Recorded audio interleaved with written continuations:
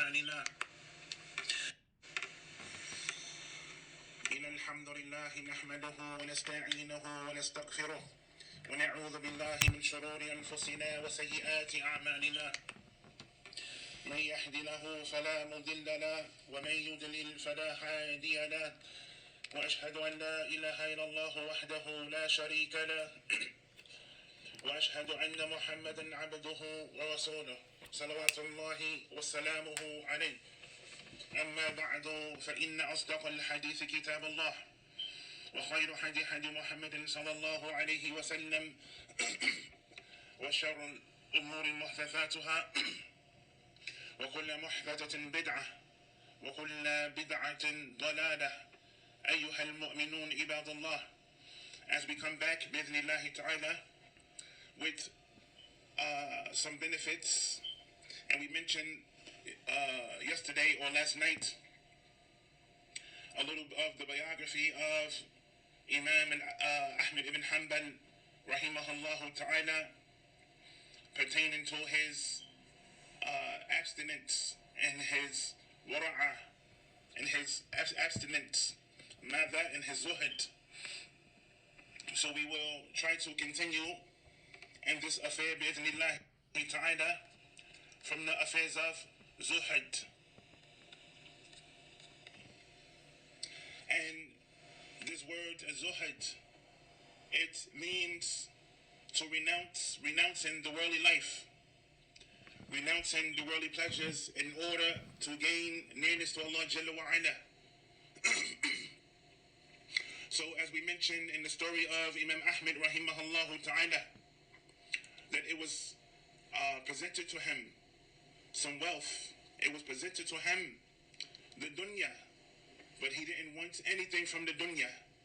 He didn't want anything from this worldly life. So much so when individuals started to talk about the worldly pleasures, they started to talk about the dunya around Imam Ahmed rahimahullah ta'ala, it was said of him that he didn't want to be around these individuals. He didn't want to be around the people of the dunya. He didn't want to hear the affairs of the dunya. So this is the way that we should be.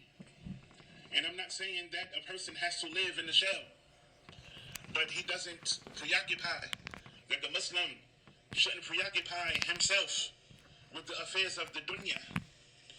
وقال جل وعلا في كتابه الكريم إياك نعبد وإياك نستعين. You alone do we worship, and you alone do we ask for help. This is from amongst the affairs of ibadat al-ubudiyya ya ayyuha al-ikhwa. It is that the person, he preoccupy himself with worshiping Allah Jalla wa Ala and seeking help from Allah subhanahu wa ta'ala. Is that the Muslim, he doesn't preoccupy himself with the affairs of the dunya. Allah Jalla wa Ala, he mentions in the Quran, مَا عِنْدَكُمْ يَنْفَضُ وَمَا عِنْدَ اللَّهِ بَاقِي. Whatever is with you will be exhausted, and whatever is with Allah Jalla wa Ala of the good deeds, it will remain. وقال جل وعلا في كتابه الكريم اعلموا أنما الحياة الدنيا لعب وله وزينة وتفقر بينكم وتكاثر في أموال وأولاد إلى الآخر سورة. Know that the life of this world is only play and amusement, pomp and mutual boasting among you, and in rivalry in respect of wealth and children, as the likeness of the vegetation after rain. So therefore the growth, it is pleasing to the tiller, and afterwards it dries up, and you see it turning yellow, then it becomes straw, but in the hereafter there is a severe torment. In al-Akhiri Surah. And then it is mentioned from the last of this ayat, it is mentioned that Allah Jalla wa Ala, He mentions in the surah that whereas the life of this world وَمَا الْحَيَاةُ الدُّنْيَا إِنَّمَا مَتَاعُ الْغُرُورِ. يعني الحياة الدنيا المتاع الغرور, that this worldly life, the life of this world is only a deceiving enjoyment. So from the affairs of the Salaf, that they abstained from taking pleasure in this dunya. They abstained from the worldly affairs, from the distractions of the dunya. And then also, Allah Jalla wa Ala, He mentions, إِنَّمَا مَثَلُ الْحَيَاةُ الدُّنْيَا كَمَاءٍ أَنزَلْنَاهُ مِنَ السَّمَاءِ فَاخْتَلَطَ بِهِ نَبَاتُ الْأَرْضِ. And verily, the likeness of this worldly life is as the rain which we send down from the sky. So by its arising, by that which it arises, the intermingled produce of the earth, of which men and cattle eat until when the earth is clad with this adornment, and it is beautified, and its people think they have all the power of disposal over it. And this is what you see today. The people, they have accumulated the wealth. They have accumulated the wealth and all that it contains. So much so that individuals, they are beautified with that which they have from the affairs of the dunya. And they have all of the power of disposal over it.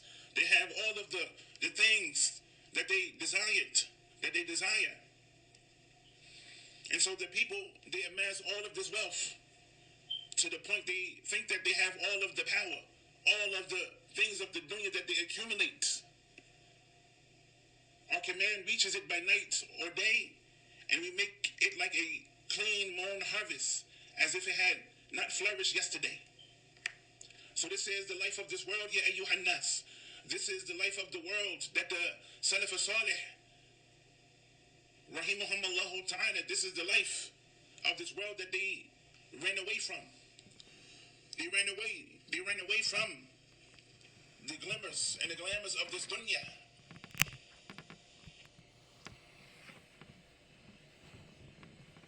وقال جل وعلا, قل, say, متاع الدنيا قليل والآخرة الخير لمن اتقى. Say that short is the enjoyment of this world. The hereafter is far better for him who fears Allah subhanahu wa ta'ala. وقال جل وعلا بل تؤثرون الحياة الدنيا والآخرة خير وأبقى. Nay, you prefer the life of this world, although in the hereafter is better and more lasting. وكذلك أيضا يا أيها الإخوة, and train not your eyes in longing for the things we have given for enjoyment. Don't put all of your energy into this dunya. Don't put all of your energy into the light and the want and the craving of this dunya. But rather, take that which you are in need of. Don't go to the extreme and to be extravagant with the things of this dunya. So it is mentioned, and strain not your eyes in longing for the things we have given for enjoyment. Various groups of them, various groups of the disbelievers, those who disbelieve in the oneness of Allah, the splendor of this life, of this world, that we may test them thereby. But the provision, the good reward in the hereafter is of your Lord. With your Lord it is better and more lasting. وقال جل وعلا في كتابه الكريم بل تؤثرون الحياة الدنيا. Nay, you prefer the life of this world, although the hereafter it is better. Really, we have made that which is on the earth as an adornment for it, in order that we may test them as to which of them is best indeed. إِنَّا جَعَلْنَا مَا عَلَى الْأَرْضِ زِينَةً لَهَا. We have made that which is on the earth adornment for it, beautification of it, in order that we may test mankind as to which of them are best in deeds. And verily we shall make all that is on the earth a bare dry soil without vegetation or trees. Naam ya ayyuha al-ikhwa. This was the dunya that the ulama are fleeing from. They don't want no portion of the dunya. Only that which they desire is al-ilm. They desire the knowledge of Allah subhanahu wa ta'ala. And they desire to get close to Allah Jalla wa ala. They desire seeking nearness, seeking the pleasure of Allah, seeking His face and His bounty. But rather they are fleeing and running away from the dunya, while individuals are chasing it. While individuals are chasing the life of this world.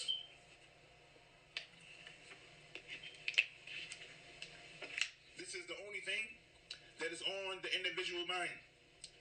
You gotta get this money. You gotta get this money. You gotta get this money. Wa'iyadhu billah. So in many places in the Quran, it encourages one to renounce the life of this world.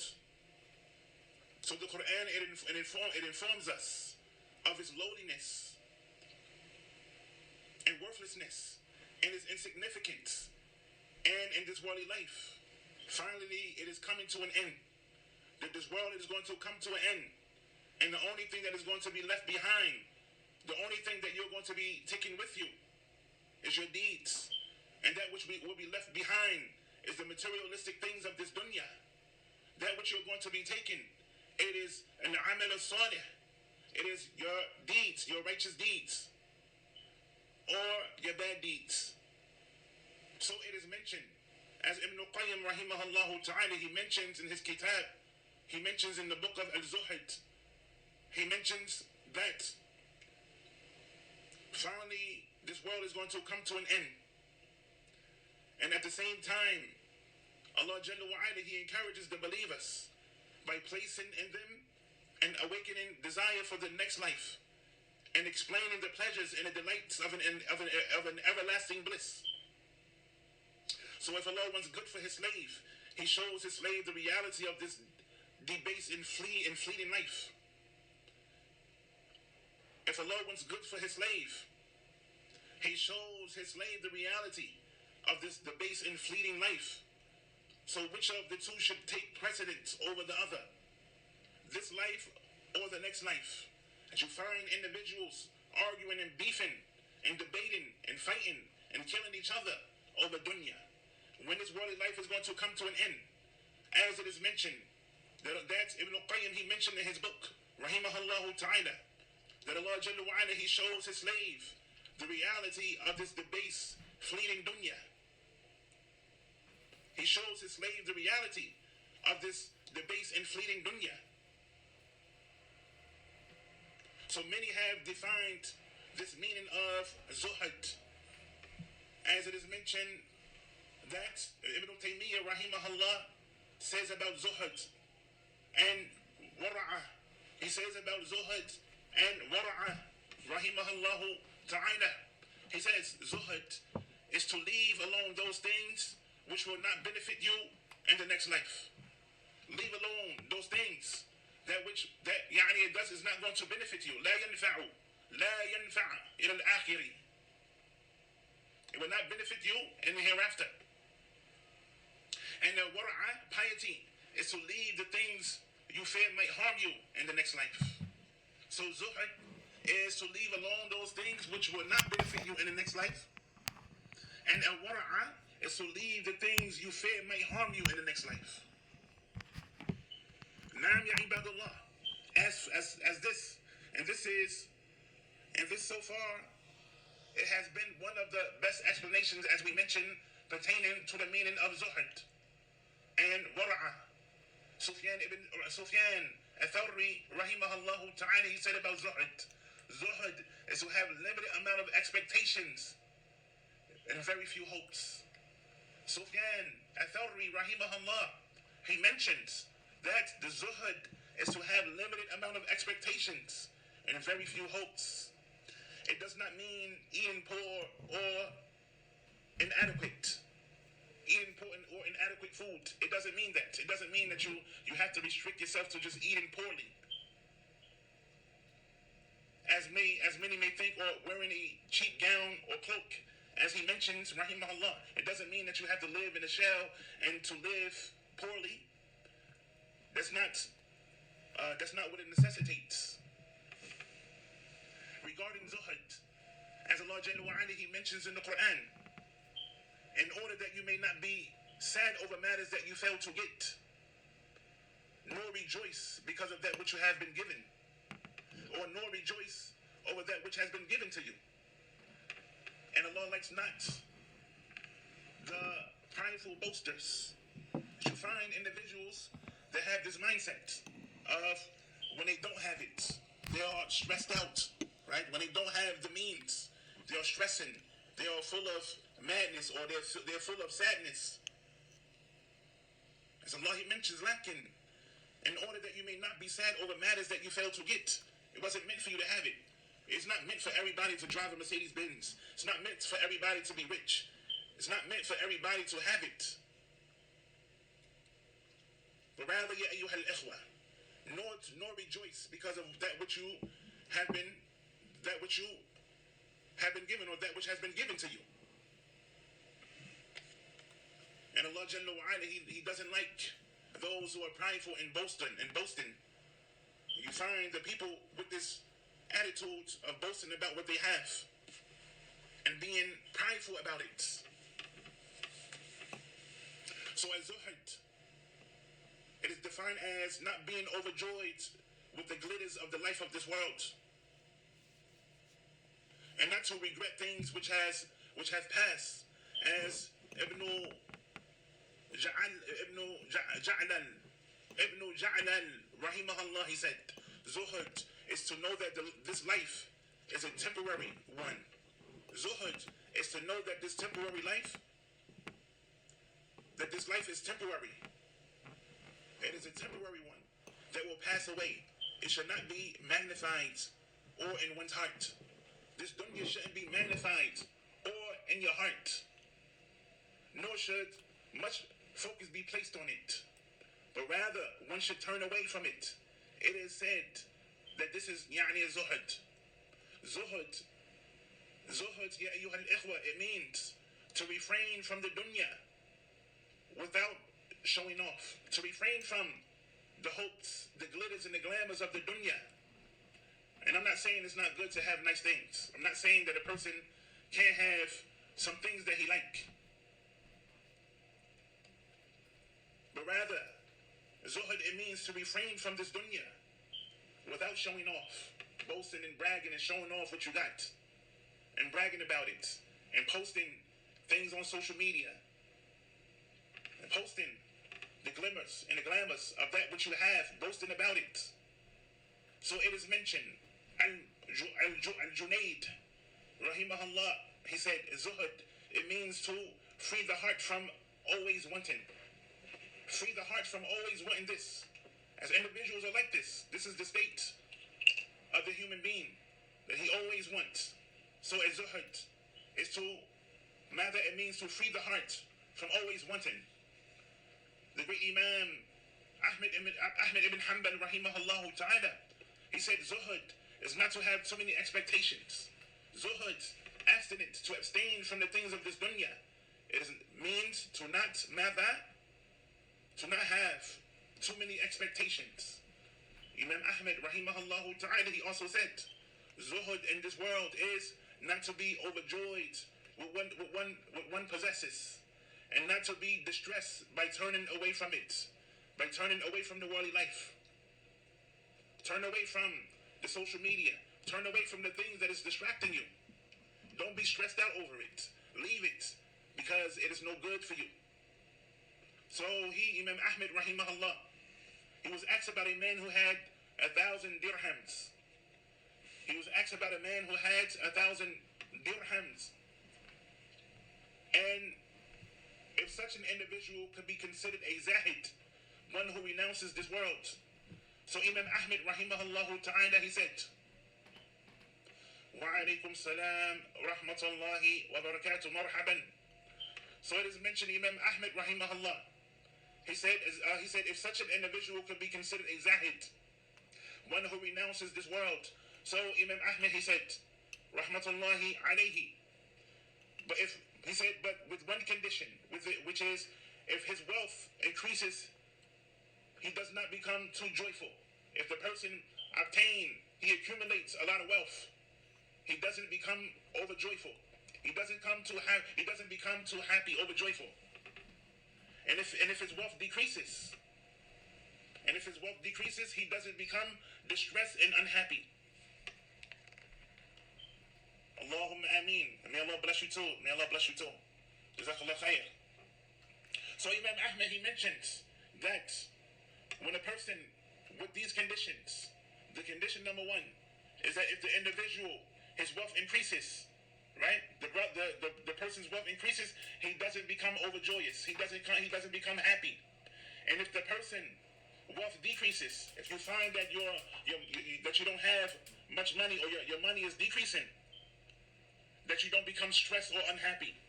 You don't become stressful because you don't have money. You don't become sad because you don't have money. You don't let the money control you. Na'am, don't let the money control you to the point that when you do have the money, you're so happy because you have the money. Now when you don't have the money, now when you find yourself in a situation where you are struggling, you become sad, you become stressed because you don't have money. Because you have let the money control you. So it is mentioned, Ibn Mubarak, rahimahullah ta'ala, he said regarding Zuhud, he said regarding this affair of Zuhud, of renouncing the pledges in order to gain nearness to Allah, renouncing the pledges of this world. Imam Ibn Mubarak, he says, it is having trust in Allah Jalla wa Ala and being content in times of poverty. He said, Zuhud, it means to trust in Allah Jalla wa Ala and being content in times of poverty, to be content with what you have, to praise Allah subhanahu wa ta'ala for that which you do have. Because individuals, they show their true colors when they have it. They don't praise Allah Jalla wa Ala much like they used to when they didn't have it. They don't praise Allah Jalla wa Ala as much as when they didn't have it. When they do accumulate wealth, they have the money, they have a car, they have a nice things of this dunya. You don't find them praising Allah much like they used to.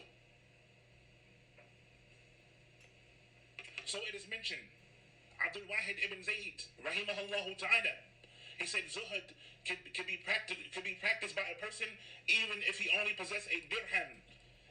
Zuhud can be practiced by a person even if he only accumulated one dirham. Subhanallah. هذا الحال يا أيها الإخوة. This was the condition of the Salaf. These were the conditions, and this was the attitude. They was from amongst the people who were Zuhud. They were the Zahid. They was abstaining from the dunya. As I mentioned, Imam Ahmed rahimahullah ta'ala. Imam Ahmed rahimahullah ta'ala, he heard someone speaking about dunya. He heard someone in his presence speaking about dunya. And he told he didn't want anything to do with these individuals. He didn't want to be around these individuals. And today you find individuals, when they come around, all they talk about is dunya. Oh, dunya this, oh, this car that, this money, this that. The Salaf wasn't like that. They abstained it from the dunya because this was a distraction, ya ayyuhal ikhwa. The dunya is a distraction. This worldly life is a distraction between you and the hereafter. The dunya is a distraction between you and the hereafter. Naam ya ayyuhal ikhwa. So Abdul Wahid ibn Zayd, rahimahullah ta'ala, he said Zuhud can be practiced by a person even if he only possessed one dinar or dirham. Abi Sulaiman Ad-Darani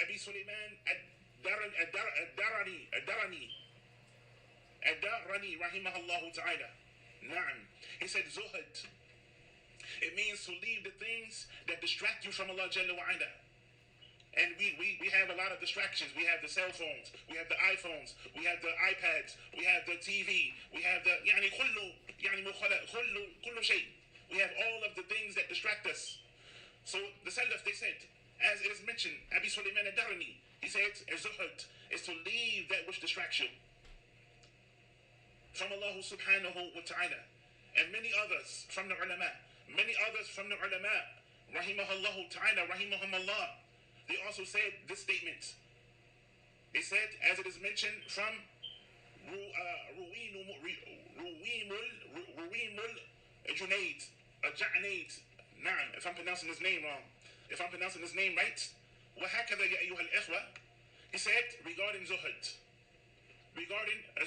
he said, it is to belittle the dunya as Zuhud, to belittle it, to look at it as it's nothing, right? Don't look at the dunya like it is everything. Don't look at the dunya like that. Look at the dunya as it is nothing. You are just a traveler, traveling. We are just a traveler in this dunya, trying to get to our destination, traveling to get to our destination. What is our destination, ya ayyuhal ikhwa? What is the destination that we're trying to get to? What is the destination that we're trying to get to? And Jannah, inshallah ta'ala, we're trying to get to Jannah.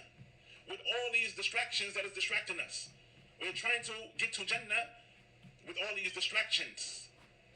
Subhanallah. La ilaha illallah. So he says, it is to belittle the dunya, this life, and to wipe away its traits from your heart. To wipe away its traits in your heart. Individuals have arrogance with them because they got money. They have arrogance with them because they have some little traces of ilm. Individuals have arrogance with them because they are conceited, because of that which they have. They are stuck on dunya. They are stuck on dunya. They are stuck on that which they have. May Allah make us not like that and make us humble and submissive. Subhanallah. So, as Zuhud, it is to belittle the dunya. To belittle the dunya and to wipe away its traits from one's heart. Dhunnun al-Misri, rahimahullah ta'ala, he said about Zuhud, our ulama, they mention about this Zuhud, they mention about abstinence and abstaining from the worldly affairs because they see the importance of it. They see that it is rather a distraction. Zuhud, he mentions about it. Zuhud is controlling one's nafs. They said Zuhud is to control your nafs. Subhanallah, they extracted and explained and took so many benefits from Zuhud, this word Zuhud. He mentions that Zuhud is to control yourself, to control your nafs, to control your ego. Individuals are ego, they have this ego with them, like you can't tell them nothing. They are prideful and boastful, and they have this arrogance with them. They are stuck up, they are feeling themselves. So as Zuhud is to control yourself and to humble yourself. We are nothing. By Allah Jalla wa Ala, I am nothing. If it wasn't for the guidance, if it wasn't for Allah guiding me to Islam, I would be somewhere on the streets with my hand out, begging for money, wa'iyadhu billah. If it wasn't for the deen of Allah Jalla wa Ala, if it wasn't for the tawfiq, if it wasn't by Allah's permission that I became Muslim, Allah knows best where I would be, what I would be doing. Subhanallah. Allahu Akbar. Naam. So it is mentioned that Imam Ahmed rahimahullah, he said about Zuhud, he said that Zuhud can be put into three categories. Zuhud can be put into three categories. Number one, leaving the haram. Zuhud, bara'a, abstaining, leaving, fleeing, running away from the haram. Zuhud can be into three categories. Number one, leaving the haram, the impermissible things. This is related to the common people. This is related to us. Because we are weak. We are weak servants. We are weak, ya ayyuhal ikhwa. We are in need of Allah Jalla wa Ala. We are weak. Number two, leaving the preferred things even though it is halal. Leaving the preferred things even though it is halal. This is for the specific types of people, from the upright and the steadfast individuals. Even though it is halal, even though it is permissible, wara'a, you abstain from it, even though it is permissible. Subhanallah. This is for those who are upright and steadfast, al-istiqamah. Those who have al-istiqamah, ya ayyuhal ikhwa. And the third is leaving the things that distract you from Allah Jalla wa Ala. This is the zuhud of the knowledgeable ones. This is the zuhud of the knowledgeable ones. even though it is permissible to do it. But because it's permissible to do it, I may get distracted. I may get sidetracked. I may fall all the way into that which is permissible because of the distraction, because so many things that goes into that. So even though it's permissible to do, a person, he abstains from it for fear of going to extreme, for fear of going all the way into it, to the extreme. Now, so it is mentioned Imam Ahmed rahimahullah ta'ala, Imam Ahmed's love. Mother, Afwan, Imam Ahmed's, he mentioned about the categories of Zuhud. It is the same as what we have mentioned previously, as we mentioned the affairs of Zuhud, abstaining from the worldly life, abstaining from the worldly pleasures. So previously we mentioned the other names of the ulama that gave the definition of Zuhud. But he explains it more in detail. There are 6 things that if the slave possess, then he deserves the title Zahid. It is 6 things. If the slave possesses these 6, then he deserves this title to be called Zahid. As it is mentioned, number 1 of them, from these 6 things, in order for the person to be called a Zahid, number 1, moderation in spending wealth. Moderation in spending wealth. You find from amongst individuals that they spend. Every time you turn around, they spending. Number 2, lack of desire for leadership. Lack of desire for leadership. Lack of desire to be in the forefront. You have to be heard. You have to be seen. Number 3, moderation in one's appearance. Moderation in one's appearance. To be moderate, you don't have to dress so, you got to put everything on. Like today, everybody got to put, something to let it be known that, they spent money on it. They spent money on the Gucci. They spent money on the Fendi. They spent money on whatever they have. To be moderate in your spending, you and ikhwa. Number 4, not engaging into too much. Not engaging in too much with the people. Not mixing with the people too much. Number 5, learning to control your desires. Learning to control your desires. And it says, this applies to us. This is applicable to us. Number 6, moderation in things not concerning. Moderation in things.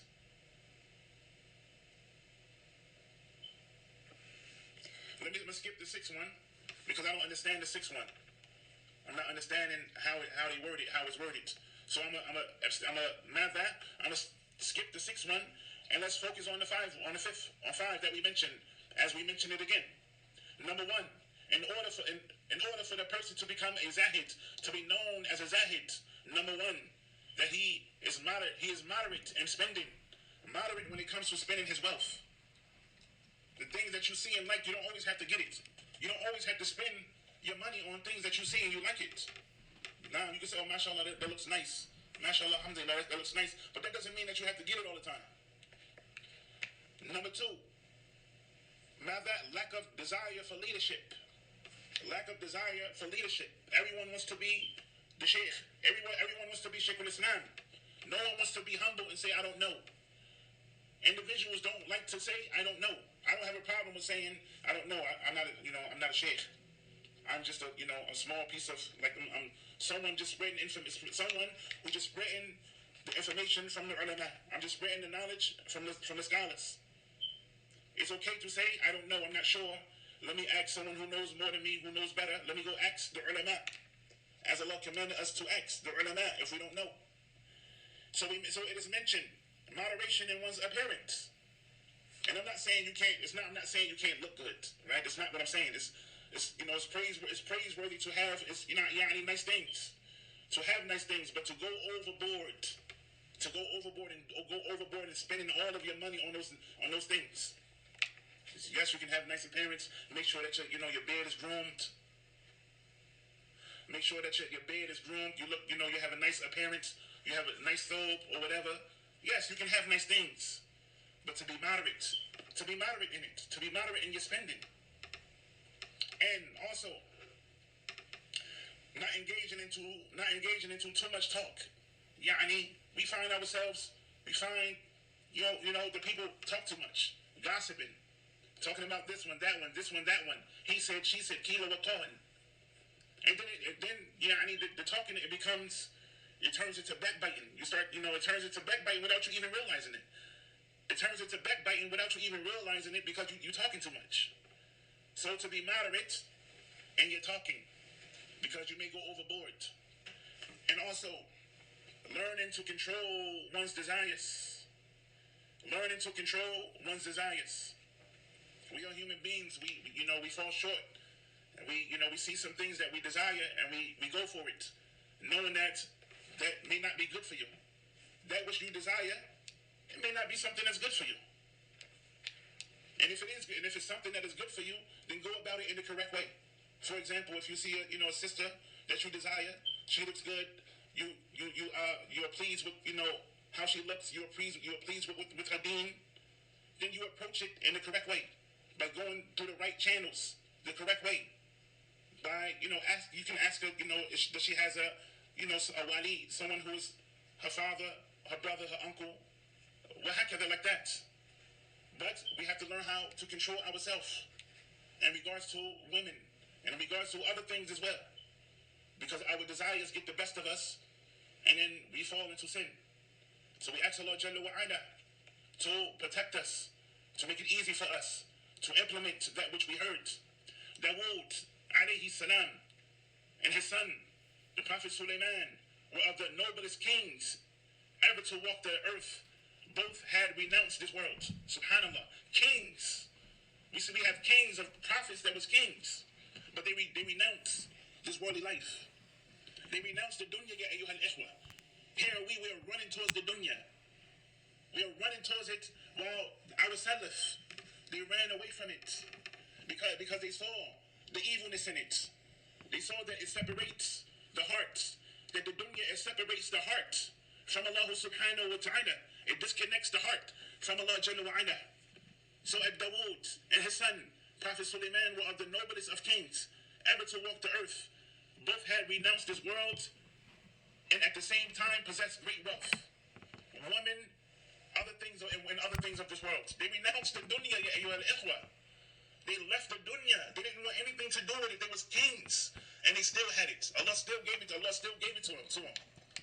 Allah still provided for them and gave them. They were still wealthy. Naam ya ibadallah. And as it is mentioned, the Prophet alayhi salatu wassalam, who also gave up the life of this world, he had 9 wives. And also, Ali ibn Abi Talib, Abdurrahman ibn Auf, Zubair and Uthman, they were all noble men recognized for renouncing the temporary life. Yet at the same time, these men were known to be wealthy. These men, they were known to be wealthy even though they renounced the dunya. If we concentrate on our ibadah, if we concentrate on our worship, if we concentrate on getting close to Allah Jalla wa Ala, we don't have to worry about anything else. Allah got us. Allah got us. Allah got us, but we want to rush. We want to run towards the dunya. Subhanallah. So even though these great kings, these great prophets, these great companions, they was from amongst the wealthiest people, but they denounced the dunya. Subhanallah. Aina nahnu? Where are we? Where are we, ya ayyuhal ikhwa? Al-Hasan ibn Ali was known amongst the companions to be one who gave up this short life, regardless of the fact that he loved women and loved to marry them. And Al-Layth ibn Sa'ad was known to be of those who practiced Zuhud, though he possessed great wealth. That which seems to be the most excellent of the greatest sayings, defending the word Zuhud, defending this word as Zuhud, abstinence, is the statement of the great Imam, the Imam of Sunnah, Al-Hasan al-Basri, rahimahullah ta'ala, who said, Zuhud is not that you make the permissible things impermissible, or by wasting one's money, but rather,